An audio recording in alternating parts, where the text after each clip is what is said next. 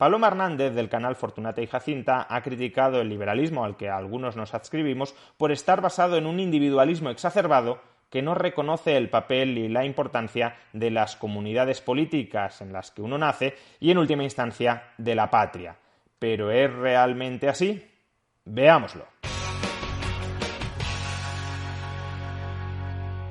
El economista Albert Hirschman decía que había 3 modos fundamentales a través de los cuales se podían resolver los conflictos entre individuos: la salida, la voz y la lealtad. Cuando 2 o más personas no se entienden, cuando tienen objetivos conflictivos, una posibilidad es la salida. Tú por tu lado y yo por el mío. Yo no formo un equipo contigo, yo no voy en la misma dirección que tú, por tanto nos separamos. Yo vivo mi vida, tú vives tu vida. La voz consiste en deliberar, en reflexionar, en dialogar, tratando de alcanzar un consenso común entre las partes que estén en conflicto. Y la lealtad implica que uno se somete al otro, quizá por algún tipo de relación de autoridad. Pues bien, estas 3 formas fundamentales a través de las cuales se resuelven los conflictos entre los individuos también tienen su expresión en los distintos sistemas políticos que en última instancia lo que buscan es articular mecanismos de convivencia entre las personas y por tanto buscan alguna forma de armonizar los conflictos que emerjan entre esos individuos que están conviviendo. La salida podríamos decir que es el principio fundamental detrás del liberalismo. El liberalismo se fundamenta en el respeto irrestricto a los proyectos de vida de cada persona. Si yo no quiero relacionarme contigo, yo no me relaciono contigo, yo me salgo de esa relación. La voz podríamos decir que es el mecanismo fundamental que se encuentra detrás de la democracia, sobre todo de determinados tipos de democracia como la democracia deliberativa. Hemos de seguir unidos, hemos de mantenernos unidos, pero hemos de llegar a algún tipo de acuerdo. ¿Y cómo llegamos a un acuerdo? Pues tratando de negociar, de persuadirnos, de llegar a un entendimiento y en última instancia votando para que la voz de la mayoría sea la que prevalezca. Y por último, la lealtad es la que daría pie a ciertas formas de comunitarismo, de nacionalismo, donde las preferencias de cada individuo quedan subordinadas a la lealtad hacia el grupo del que ese individuo forma parte. Si dentro del grupo hay algunos individuos que tienen una autoridad natural para dirigir el grupo, pues los otros individuos tendrán que someterse por lealtad al rumbo que marquen esos individuos con mayor autoridad.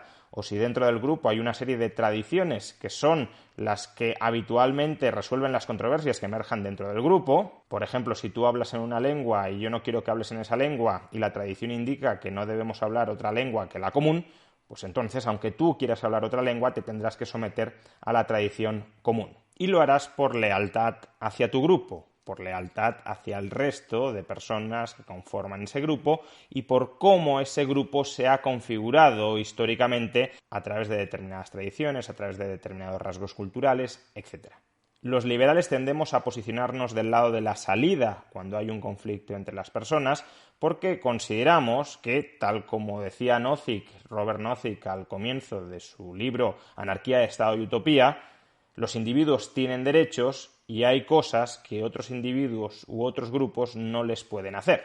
Para los liberales, por tanto, cada individuo tiene una prioridad moral sobre el grupo. Los derechos individuales se reconocen y se instituyen socialmente para proteger al individuo, a cada individuo, frente a otros individuos y también frente a las agrupaciones de otros individuos, incluyendo entre esas agrupaciones a la agrupación en forma de comunidad política. Es en ese sentido en el que algunos hablamos de soberanía individual, de sujeto de derecho frente a otros individuos y frente al conjunto de los individuos agrupado en la comunidad.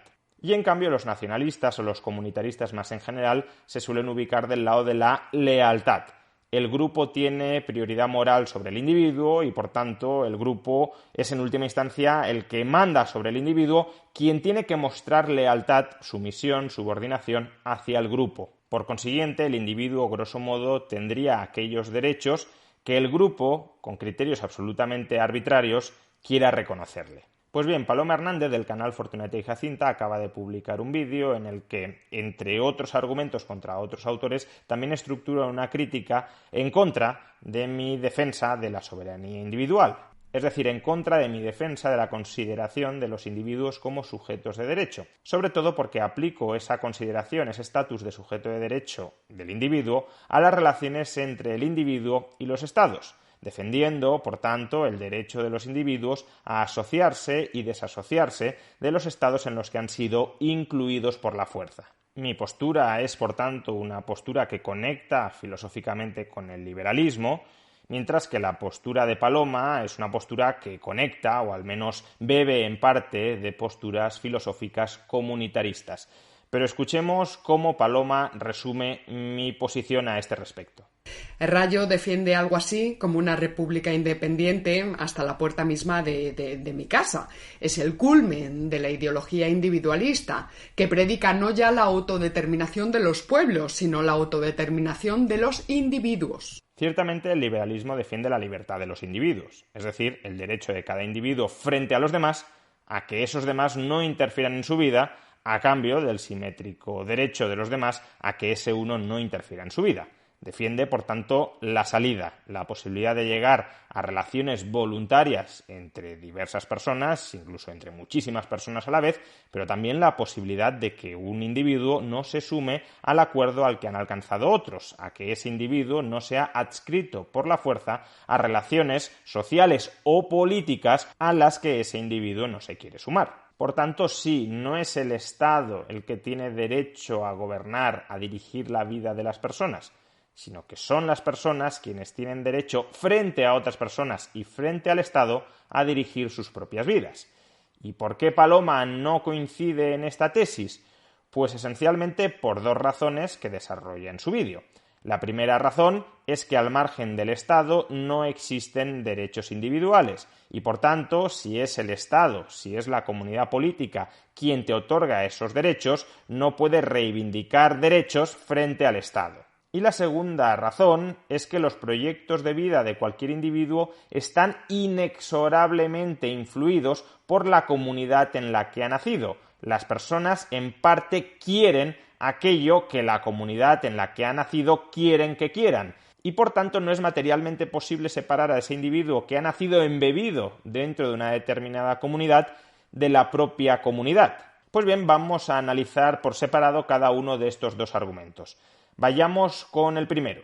Los individuos solo tienen derechos en la medida en que forman parte de una comunidad política. Dicho en otras palabras, un recién nacido tendrá derechos gracias a que nace en una sociedad concreta, una sociedad que le dará esos derechos.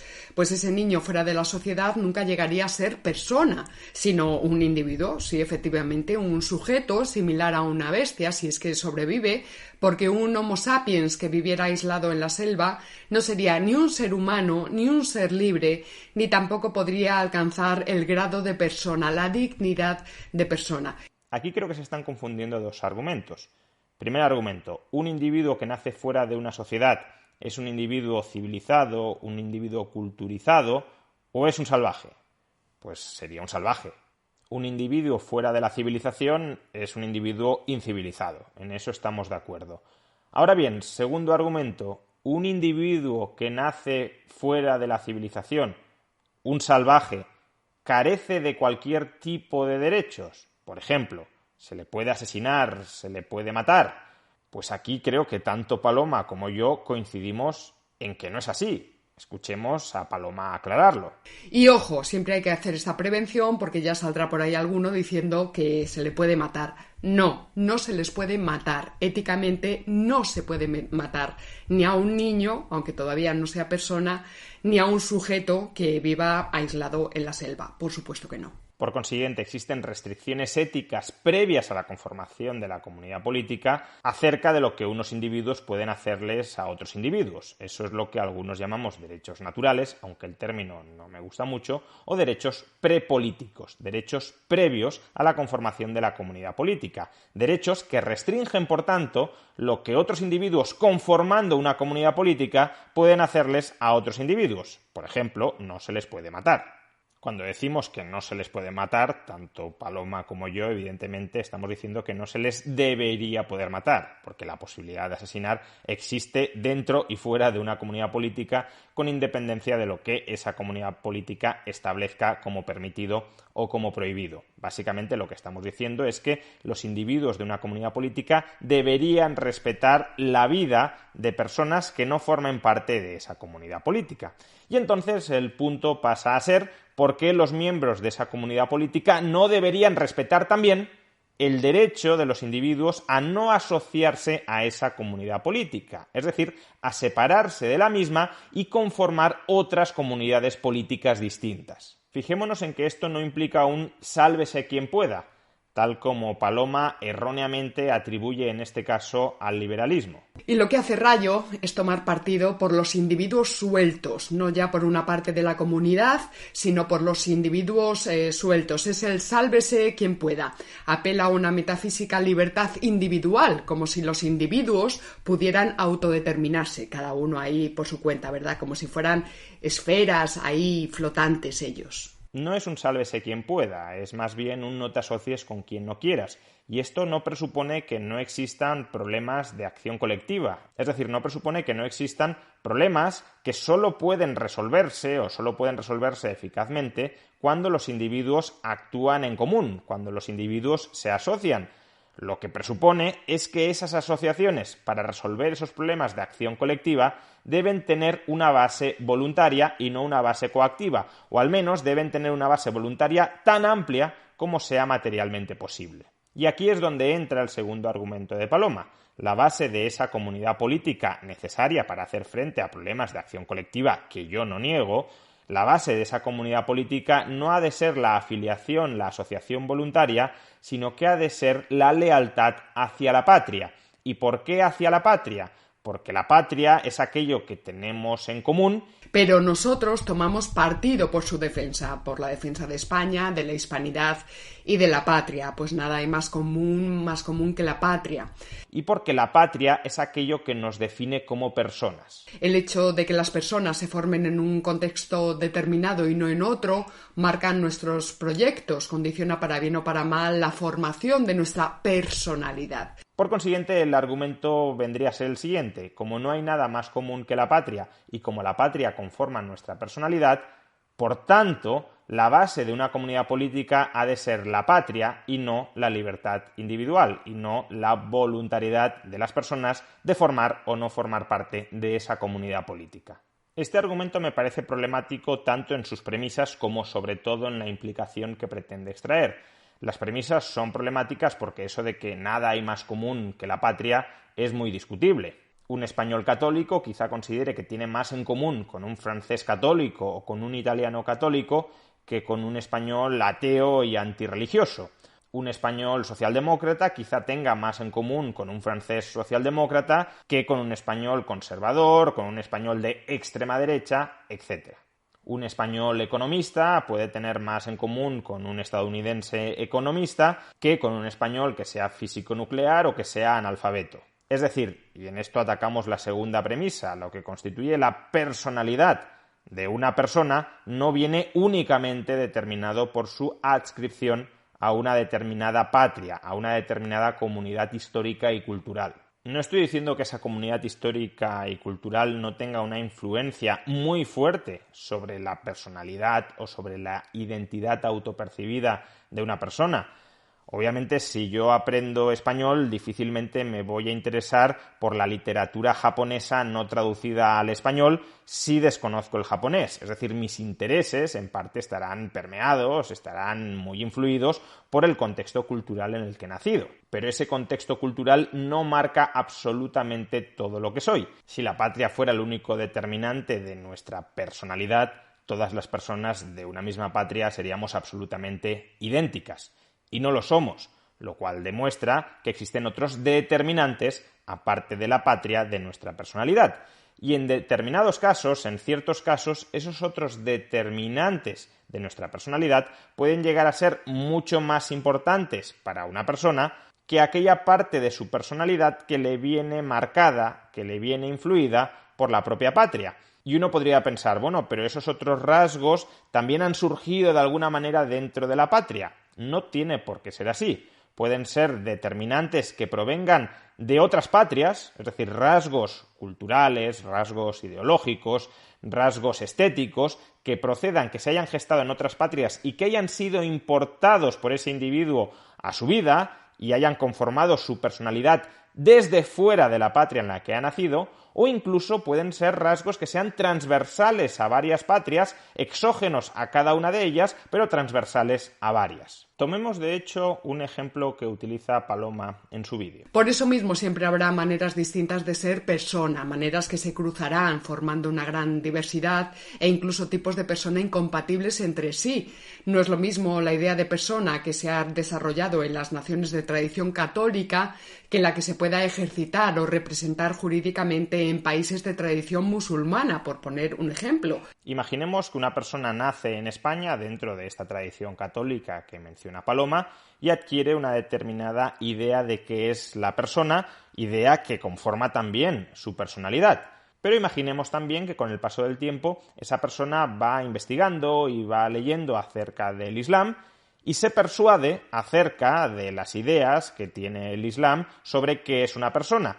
Y sus ideas sobre qué es una persona cambian. Y por tanto su personalidad, que en parte está compuesta por su visión, por su autopercepción de qué es persona, también se modifica. En ese caso, esa persona que ha nacido en una España de tradición católica vería cómo su personalidad se ha visto alterada por ideas que se han gestado fuera de España, pero que él ha importado para leer, para estudiar, para analizar en su vida y ha terminado siendo persuadido por esas ideas, alterando su personalidad.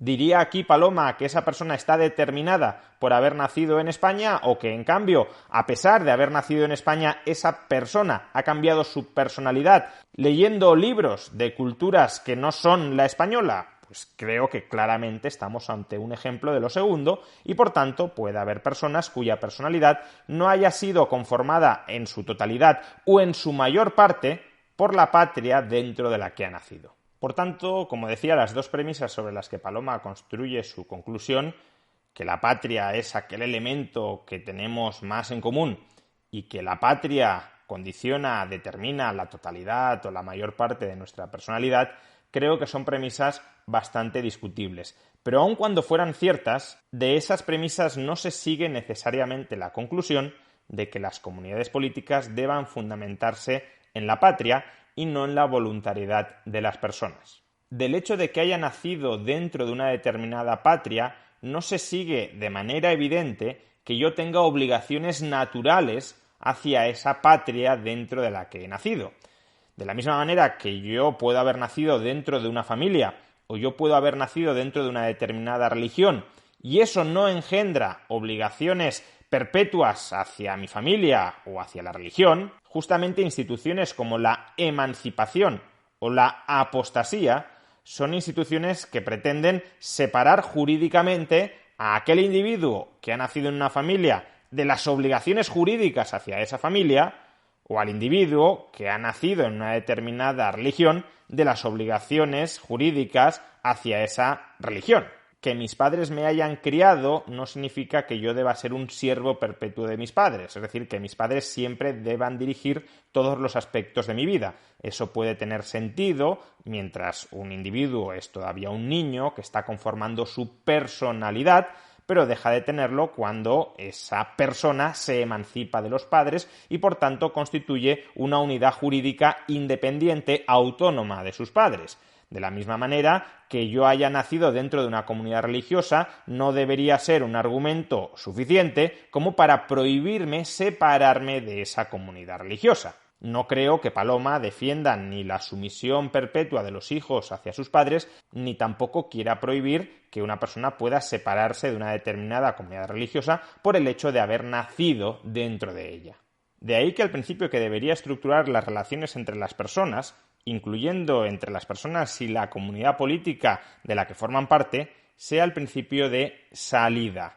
Es decir, la posibilidad de que una persona, al igual que se emancipa de sus padres, o al igual que se separa de una confesión religiosa, pueda también separarse de una comunidad política para conformar otras comunidades políticas. y si bien puede que en todos los casos esa separación no sea materialmente posible, sí debería ser respetada su libertad individual dentro de una comunidad política tanto como resulte materialmente posible. Lo que no vale o no debería valer, es decir, como has nacido bajo la jurisdicción de este Estado tiene prioridad moral sobre ti.